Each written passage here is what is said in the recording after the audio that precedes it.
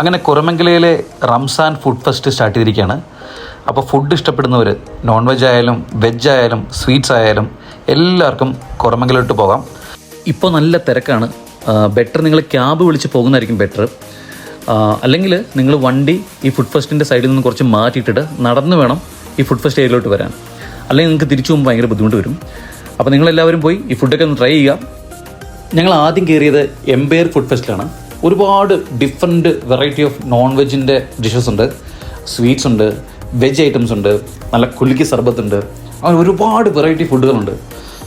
എംപയറിൻ്റെ മാത്രമല്ല, അത് കഴിഞ്ഞ് ഞങ്ങൾ വേറെ ഫുഡ് കൗണ്ടറുകളും ട്രൈ ചെയ്തു.